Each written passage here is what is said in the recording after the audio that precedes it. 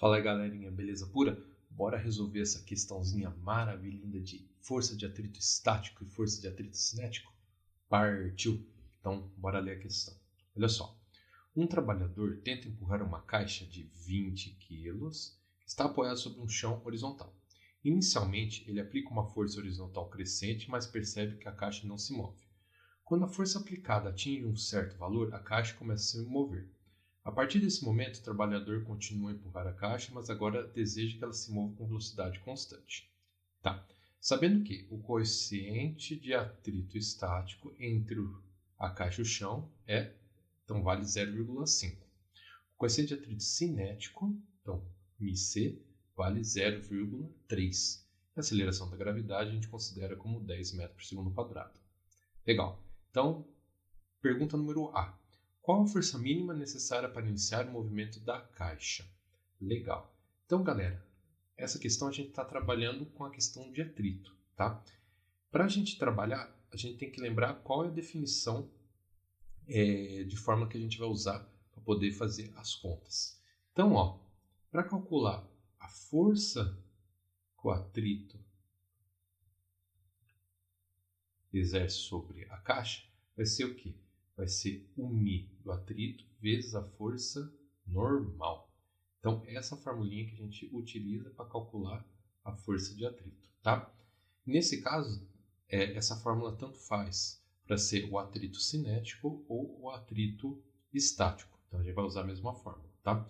Então, o μ vai ser o coeficiente de atrito ou cinético ou estático, e se for cinético porque está em movimento, e estático se estiver parado, e a força normal. Tá bom? Então, para a gente calcular a força normal, vamos relembrar. A gente tem dois casos. Quando a gente tem um objeto, um corpo, por exemplo, na horizontal. Então, ele está na horizontal. O que vai acontecer?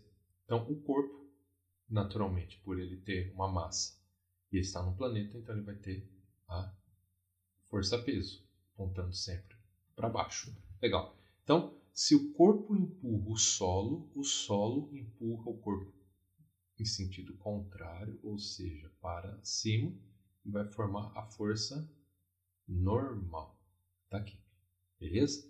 Então, neste caso, como o corpo não está se movendo na vertical, então a gente pode determinar que a força normal, o valor da força normal, vai ser a mesma coisa que o valor da força-peso. Então, se a gente calcula o peso, a gente calcula a força normal. Então, para esse caso, o valor da força normal vai ser massa vezes gravidade, que é responsável pela força-peso. Beleza? Agora, se eu tiver um plano inclinado, como a gente viu ontem, então como é que funciona? Então, plano inclinado, a gente vai ter uma certa inclinação θ, então está aqui, e vai ter um corpinho inclinado aqui, tá? Então, como é que funciona? Então, o corpo tem massa e está no planeta e vai ter o peso que continua apontando para baixo, sempre para baixo. A força normal, ela acompanha a inclinação da superfície. Então, se a superfície se inclinou, ela vai acompanhar para formar 90 graus com a superfície. Então, ela vai subir desse jeito, ó. Então, a força normal, ela forma 90 graus, sempre 90 graus com a superfície, ó. Por isso que ela chama normal. Então, normal é de formar 90 graus. Então, no caso aqui com a superfície. Então, se a superfície inclinou, ela vai se inclinar também. Tá? Para calcular a força normal, o que a gente vai fazer? Então, a gente coloca um eixo x e y, desse jeito, onde o y vai passar pela força normal e o x vai passar nessa diagonal em relação à superfície aqui, vai ser paralelo à superfície aqui, tá? Beleza. Então, o que a gente vai fazer? Esse peso a gente vai decompor em duas partes. Um vai ser PY e o outro vai ser, aqui vai ser o PX, tá? Então, a gente vai decompor em duas partes, PX e PY. Este ângulo, que é formado com a superfície, ele aparece sempre entre o P e o PY. Então, ele aparece aqui, tá? Então, se a gente analisar em relação ao objeto, então, o que a gente vai ter? Vamos fazer o desenho de novo aqui. Então, temos o X passando por aqui. Temos o plano Y passando por aqui. Aqui. Então, a gente vai ter a normal. Aqui a gente vai ter o peso. E aqui a gente vai ter a decomposição, né? Então, a gente vai decompor parte desse peso, vai para o Y. Então, vai ser para cá. PY. E parte vai para o X, que é PX. Então, está aqui. Beleza. E o ângulo, esse ângulo θ. Então, o que eu vou ter aqui? A decomposição vai ser, então, PX vai ser o peso. O X está sem o ângulo, então vai ser seno de θ. E o PY, para esse caso, como o ângulo está encostado com ele, vai ser, então, peso, como ele está com o ângulo, vai ser cosseno de θ. Legal. Para calcular a força normal, a força que contrapõe a força normal vai ser o PY. Então, para esse caso, o valor da força normal, que é o moda normal, vai ser o valor do PY. Já que eles vão ter que ser iguais, porque o corpo ele não está se movimentando no eixo Y. Nesse caso, ele só vai possivelmente se movimentar no eixo X. Então, o valor da força normal nada mais é do que vai ser massa vezes gravidade, que vai ser o peso, vezes cosseno de θ. Então, essa é a forma que vai ser utilizada quando a gente tem para calcular normal em relação ao plano inclinado. Beleza? Nesse caso aqui, como é um plano reto, então a gente vai usar que a normal é o próprio peso. Tá bom? Então, beleza. Esse é o primeiro ponto. O segundo ponto é que ele passou tanto o atrito cinético quanto o atrito estático. Tá? A gente pode notar que o atrito estático ele possui um valor maior do que o atrito cinético.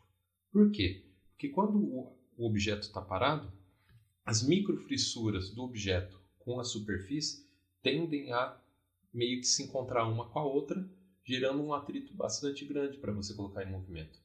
Ao passo que, quando você tem um objeto que já está em movimento, a probabilidade de um microatrito, uma microfissura do objeto e uma microfissura da superfície se encontrar para ter bastante atrito diminui.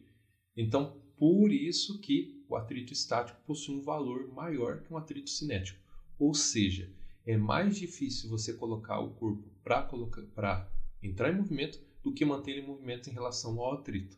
Tá? Então, depois que o corpo está se movimentando, você consegue aplicar uma força menor para poder vencer o atrito e manter ele em movimento com velocidade constante. Então, é mais fácil manter o corpo em movimento do que tirar ele do repouso em relação à força de atrito ou ao atrito em si. Tá bom? Beleza. Então, vamos desenvolver a questão aqui. Então, na alternativa A, o que ele pede? Qual a força mínima necessária para iniciar o movimento da caixa? Então, a força mínima que ele está pedindo é o seguinte. Então, vamos fazer aqui a questão aqui de novo. Então, a gente tem uma caixa na horizontal. Legal, vamos desenhar as forças. Então, essa caixa, por ter uma massa, está no planeta, tem o peso. Caixa empurra o solo, a superfície empurra a caixa, formando a força normal. Legal. Vamos imaginar que eu quero fazer essa caixa se mover para a direita. Então, eu vou colocar uma força que eu vou ter que aplicar para fazer essa caixa se movimentar. Como a força de atrito é uma força que é sempre contrária à tendência de movimento, então, se eu estou empurrando a caixa para a direita, vai existir uma força, que é a força de atrito, nesse caso, para a esquerda, que vai fazer de tudo para anular com a força que eu vou aplicar e a caixa não vai se mover, tá? Então, a força mínima que eu tenho que aplicar, então o valor dessa força mínima tem que ser a própria força de atrito. Então, a partir desse momento, quando eu vencer a força de atrito, essa caixa vai entrar em movimento. Então, para calcular a força mínima, que vai dar o início ao movimento, ou na iminência de iniciar o movimento, vai precisar de um pelinho maiorzinho para começar o movimento. Mas com a força se igualando com a própria força de atrito, eu já estou num pelinho para começar o movimento, que é o que ele está pedindo, que vai ser a força mínima. Tá bom? Então, é só calcular a força de atrito e a força que vai ter que ser pelo lado direito, ao igualar com a de atrito, então uma praticamente igualando com a outra, vai dar quase o comecinho para iniciar o movimento. Tá? Então, o valor dessa força vai ser o quê? Então, a força de atrito, a gente viu que nesse caso, como ele está parado, então vai ser μ estático vezes a normal. Então, no caso aqui, o valor da força normal. Então, o valor da força vai ser μ estático vezes a normal, que no caso aqui a gente viu que vale o próprio peso. Então, nesse caso, vai ser a massa vezes a gravidade do corpo, vezes a gravidade local. A massa do corpo vezes a gravidade local. Então, a força mínima vai ser μ estático, que vale 0,5, vezes a massa do corpo, que vale 20 kg, vezes a gravidade, que vale 10. Legal. Então, o valor da força vai ser a metade, então daria 200, metade dá 100 newtons. Então, a gente precisa de uma força de 100 newtons para, no mínimo, anular a força de atrito, para que um pelinho a mais ele dê início ao movimento. Tá bom? Então, bora lá. Então, a gente matou a questão A. Agora, vamos para a questão B. B de buela. Então, ela diz o seguinte, ó. Qual deve ser a força de empurrão para que a caixa se mova com velocidade constante? Legal. Então, ó, nesse caso, o que a gente vai ter? Então, mais uma vez, a gente vai ter a caixa, que está apoiada numa superfície plana. Beleza? Aí aqui, naturalmente, a gente vai ter o peso para baixo, a normal para cima, isso não vai mudar. Nesse caso, ele quer saber qual deve ser esta força, que é a força de empurrão, que a caixa se move com velocidade constante. Então, nesse caso, a caixa está se movendo. Então, se a caixa se move, a força de atrito que ela deverá vencer, nesse caso agora, é a força de atrito dinâmico, ou cinético, é a mesma coisa. Tá? Então, nesse caso aqui, então, a força que eu tenho que aplicar, mais uma vez, terá que ter o próprio valor de atrito. Só que nesse caso aqui era o estático. E agora aqui vai ser o dinâmico. Ou cinético. Então, cinético. Maravilha? Então, para calcular o valor dessa força, vai ser o atrito cinético vezes o valor da força normal. Então, o valor da força que tem que aplicar vai ser o atrito cinético vezes a massa vezes a gravidade. Então, a força que eu tenho que aplicar vai ser o quê? Vai ser no caso de 0,3 vezes 20 vezes 10. Então, a força vai ser quanto? Vai ser de 60 newtons. Legal. Então, olha só a diferença. Para colocar a caixa em movimento, a gente precisa de uma força de 100 newtons. E para essa mesma situação, só que agora com a caixa já em movimento, a força é reduzida para 60 newtons. Beleza? Então, tem uma diferença de 40 newtons aqui, para poder manter com velocidade constante. Então, com 60 newtons, a caixa vence o atrito cinético, ela consegue se movimentar com velocidade constante. Tá? Muito bem. Agora, na letra C, o que ele pede? Se o trabalhador aplicar uma força 2 vezes maior que a força de atrito cinético, qual será a aceleração da caixa? Legal. Então, vamos desenhar novamente aqui. Então, a gente tem o nosso plano, a gente tem a caixa, aí eu tenho o peso, aí novamente tem a normal para cima, vou ter uma força que o trabalhador vai aplicar, que neste caso ela é 2 vezes a força de atrito. Então ela é 2 vezes a força de atrito e tem a própria força de atrito. Legal. Bom, como a caixa já está em movimento, então a força de atrito, nesse caso, é o próprio cinético. Porque já está em movimento, né? E, como a gente já calculou, não importa a velocidade que essa caixa tenha. Se ele está em movimento, a força de atrito cinético sempre vai ter o mesmo valor, que é o coeficiente cinético, o coeficiente de atrito cinético vale 0,3, vezes a normal, que nesse caso é massa vezes gravidade, né? Então, a força de atrito nesse caso, a gente já calculou no item anterior que vale 60 newtons, tá? Independe da velocidade. Se ela está em movimento, a força de atrito vai valer sempre, a partir de agora, 60 newtons para a caixa em movimento. Quando ela estiver parada, a força de atrito vai valer até 100 newtons. Então você tem que aplicar uma força maior de 100 para colocar em movimento e reduzir para 60 para manter o movimento com velocidade constante. Então, se a força aplicada for maior que a força de atrito, o que isso vai implicar? Vai implicar que vai existir uma força resultante que é diferente de zero. Ou seja, a gente vai ter um movimento uniformemente variado, vai ter um move, tá? Legal. Então, como a força aplicada é 2 vezes a força de atrito, então nesse caso vai existir uma força resultante na direção da força que ganha, que vai ser esse cara aqui. Então, a força resultante vai ter essa direção. Legal. Então, lembrando que força resultante, de acordo com a segunda lei de Newton, diz o seguinte, que a força resultante nada mais é do que a massa vezes a aceleração. Então, é isso que diz que é a força resultante. Legal. Neste caso, a gente sabe que a força resultante, então, como tem uma força para a direita e uma força para a esquerda, eu chamo isso daqui de cabo de guerra. Um time vai puxar para a direita, um time vai puxar para a esquerda. Como o time da direita é 2 vezes a força de atrito, é 2 vezes maior, então é o time que vai ganhar.